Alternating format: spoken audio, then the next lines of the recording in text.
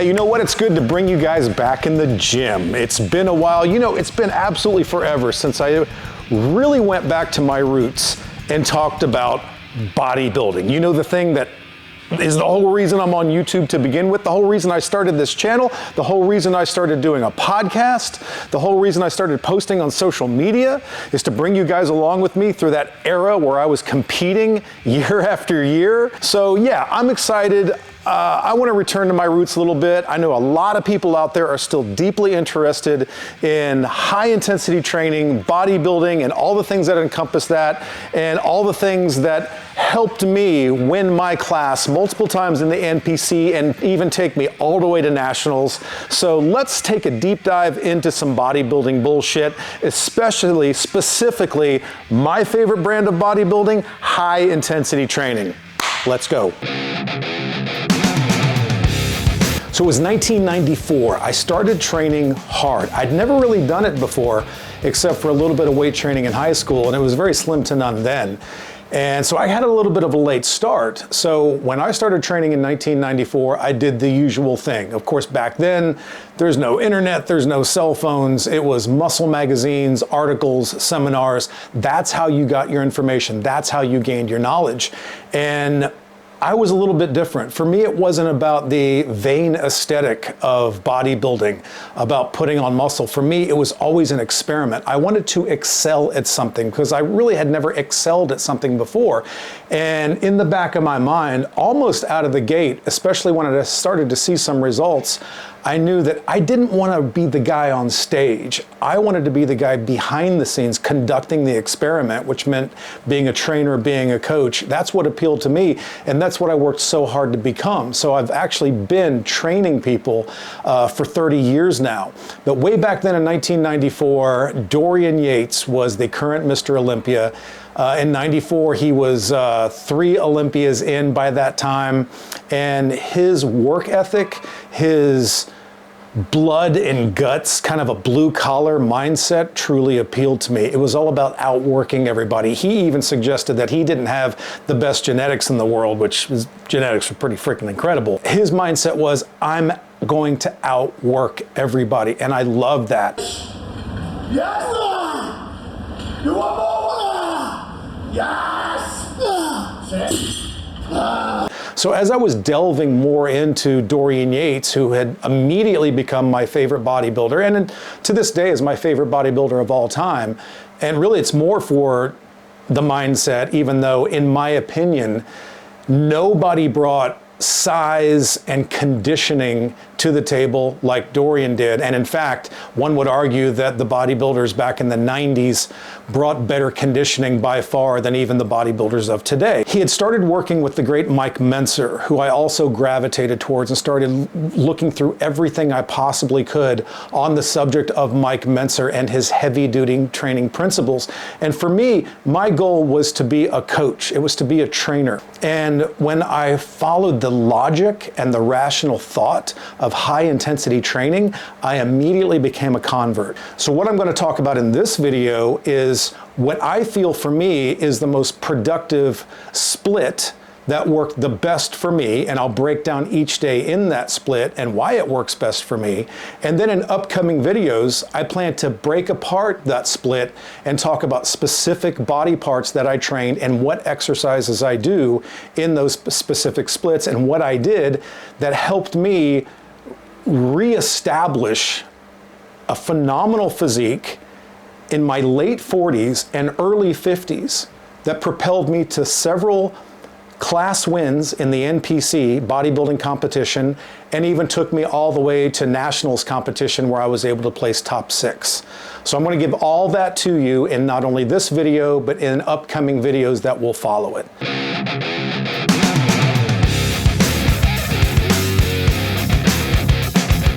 So high intensity training at its most basic level is short, intense sessions with maximal effort and minimal rest during the sets.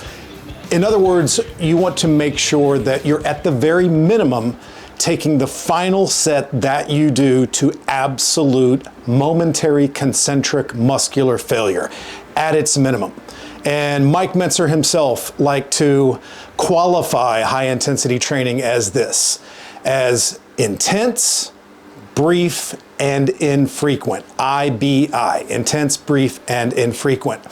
So the minimum characteristics, the minimum criteria for me is 1 to 2 sets, with that final set going to failure at the most high level of intensity that I can possibly generate, and keeping the workouts and the frequency low volume, and taking, the maximum amount of rest and recovery in between sessions. And I'm going to map out exactly how I structure my split, and the split that I often structure for many clients who want to work directly with me doing high intensity training in an effort to gain muscle mass. If the exclusive intent for you is to put on as much muscle as humanly possible, and once again, this is very important, especially if you are a natural lifter, you're not enhanced, you're not on performance enhancing drugs. I truly believe in my heart and soul that high intensity training is going to bring the greatest amount of results for that natural lifter.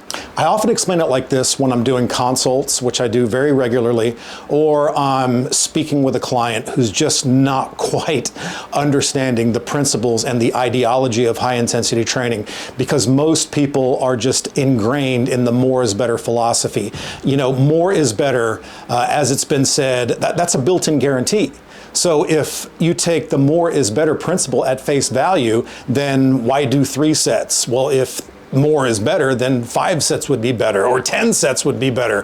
3 exercises per major body part should be 5 exercises, or why not 10? Hell, spend the entire freaking day in the gym if more is better, because if that is truth, then the more abuse you put on your system, the greater the results will be. Now, I think most people out there would agree that if you walk into any gym, and I've had this experience being in gyms for the better part of my adult life, the overwhelming amount of people that are in the gyms grinding it out every day, if they're being truthful with you, if they're being totally honest and transparent, most have found their results to be somewhat lackluster compared to the idea that they had in their brain coming into the training process. And what I often tell them is if you want to start making gains, if everything is halted or it's not quite up to achieving your expectations for muscle growth, then we need to sort of wipe the slate clean, pull back on the volume, and raise the intensity. Let's take a typical scenario of a lift. If we're doing, let's say, a reverse grip cable pull down, which is going to be a staple movement for developing the back, and also one of the best things you can do for developing the biceps. The way I would do this is I would do 1 set as what Dorian called a feeder set. And you can call it a warm-up set. But for me, the feeder sets or the warm-up sets were accomplishing something, in that it was warming up my joints, warming up my ligaments, getting some blood into the muscle. But even beyond that, it was a mental thing for me. By doing that, maybe 1 or sometimes even 2 early in the workout, feeder sets or warm-up sets, that's mentally getting me prepared for the battle that's in front of me. So I might do the first set at roughly 50% of what my maximum effort would be, meaning I would leave many, many reps in the tank. I would have just a set to warm up the muscles, get some blood into the muscles, and mentally prepare me for what is coming, which is that all-out failure set, which is something that you also have to develop over time. And then I might add a little bit of weight, put a little bit of weight on the bar, or add, go up another pin or 2 on the weight stack. And then I would go into my second feeder set, which might be 60 to 70% of what my perceived maximum effort would be, my rate of perceived exertion, still leaving several reps in the tank or reps in reserve. Then after that, I felt like I was mentally stimulated at that point to go to war, to make sure that that third set, the all-out failure set, that I was able to perform that set with the highest level of effort and intensity and focus that I could possibly muster. So on that third all-out set, let's say it's that pull down again. When I'm doing that set, I'm going to do slow, controlled repetitions. I don't do that crazy, super slow stuff. I don't think that's the way to go, because I think that actually ends up limiting some of your intensity during the set. But it's going to be slow, controlled repetitions. And then let's say I get to rep 6. It's really getting challenging, and I'm keeping it very slow and controlled. Rep 7 is extremely difficult. I'm starting to shake. The rep is slowing down. I have to fight harder and harder and harder. I got the cartoon sweat flying off my brow. I'm shaking violently. It's really starting to hurt. I'm entering the pain cave. And then I go towards that 8th rep, the rep that I'm not exactly sure I can get. And I dig deep in my brain, I dig deep in my soul, and think of any kind of motivation that I can muster in my brain to understand that this is the rep.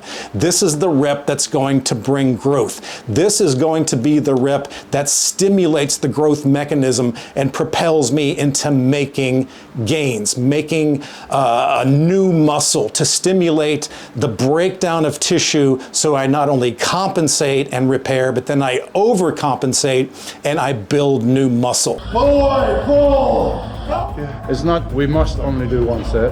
The point is we need to warm up to be safe, and then we need to go to failure. And if we can do that in a minimal 2 sets, so be it. If it takes 3 sets, it takes 3 sets. The point is, once we've been to failure on this exercise, go to a different exercise. No point to do any more.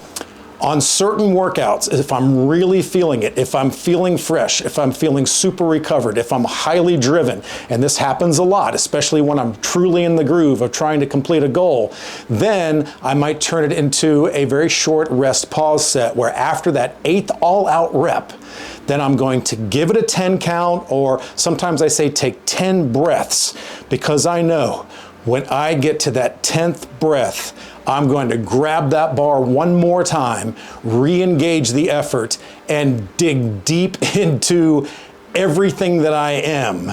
And I'm going to try to pull out 1 or 2 more reps to absolute total concentric muscular failure, once again focusing on that slow negative, and then it's over.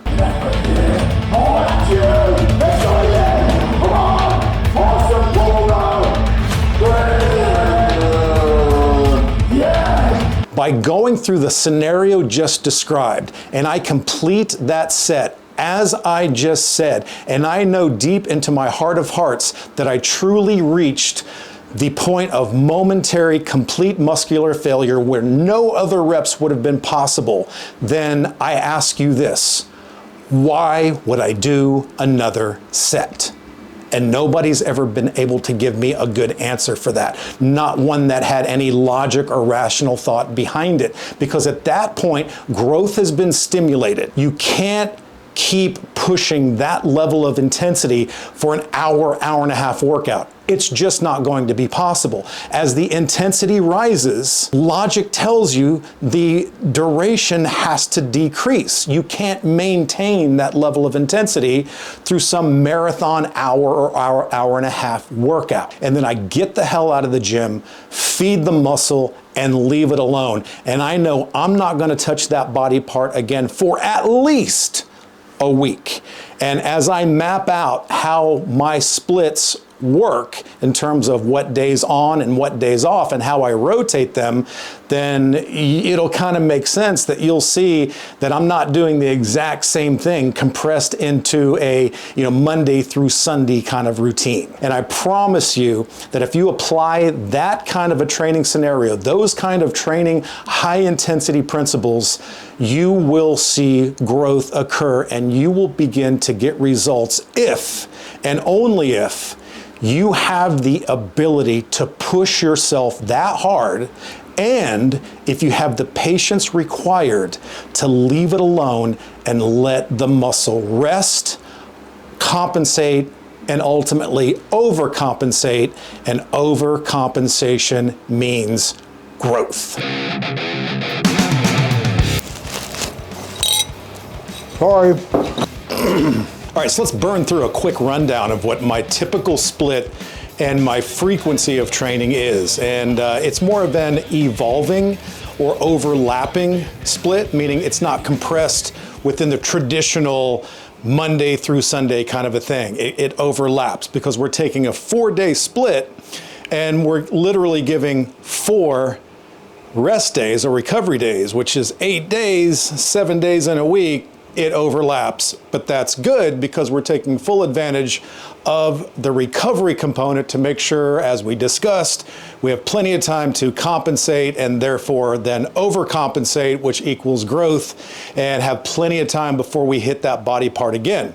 So the way it works is, this is the split that I'm currently using, and we'll use this split for about 4 to 6 weeks, probably then do a deload week or take some additional recovery days, maybe tweak it a little bit, and then start a new cycle. So this is what we're doing. Your results may vary, but I found this works very, very well for me and also some clients that I'm working with in the gym and online.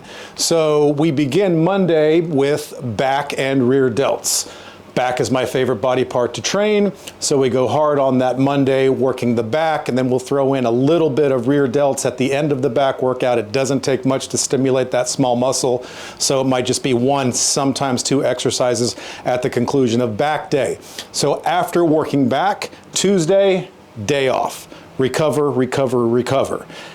It's a theme by now. You should have caught on to that immediately. So Monday back, Tuesday day off. Wednesday, we do shoulders, traps, and triceps. Another workout that I really enjoy. I've always liked isolating shoulders on its own day, and I think throwing triceps in with it works really, really well. And we also do, and this is where I differ, and some may even find it a little unusual, but it works real well for me so far, is we do a deadlift day along with the shoulders, traps, and triceps day, because obviously the deadlift is going to involve quite a bit of trapezius, and I like having that dedicated deadlift day even outside of the back day, because I find sometimes it's hard for me to generate enough intensity on the deadlift and continue to work the big muscles of the back. Along with the deadlift, we also do a carry day, which is a weighted carry. So generally we deadlift with a trap bar, so whatever weight that we're deadlifting at the time, and we never exceed 8 reps on the deadlift. Once we get to 8 reps, then we go up in weight and then go back to singles and work our way up to 8 again. But whatever weight we're deadlifting, we then also try to carry that deadlift weight on a trap bar for a total of 90 feet. So it turns out it's this great strength deadlift challenge that we throw in at the beginning of our shoulders, traps, and triceps day. Thursday obviously is a day off. We want to recover, compensate, and overcompensate. And then we come into Friday doing a big dedicated all-out leg day, which takes us into a full weekend off. We get Saturday and Sunday to recover from what has been a tough week so far, because it's an evolving, overlapping week. And then we come into Monday by doing chest and biceps, because we haven't hit chest and biceps yet. And that completes the 4 days of the 4-day split, and it overlaps into the following Monday. And then the cycle just repeats. So Monday, chest and biceps, Tuesday off, and then we repeat that cycle. So it's a 4-day split encompassed over 8 days. If we were to come into any workout, really, any workout, and if I'm not feeling fresh, if I'm not feeling recovered, if I'm just not feeling it up here, far better than to delay the workout another day, take another additional day of rest and fully recover and fully heal before you go into that workout again. So just an example, if I came into the Friday leg day and I still feel trashed, or I haven't fully recovered, or I'm just having a really off day, I'll just skip it, go into my weekend. So now I've had 3 days of total recovery and rest and recuperation and overcompensation. And then I would move the leg day to Monday and then just keep pushing the cycle forward in that manner and continue that overlapping cycle within the weeks. So that's the way we do it. It works extremely well for us, taking advantage of those recovery days. I know some of you, you're going to have this terrible conflict taking all those rest days, but I promise rest is when the magic happens. Recovery is key. It doesn't take a lot of time to stimulate growth, but it does take a lot of intensity.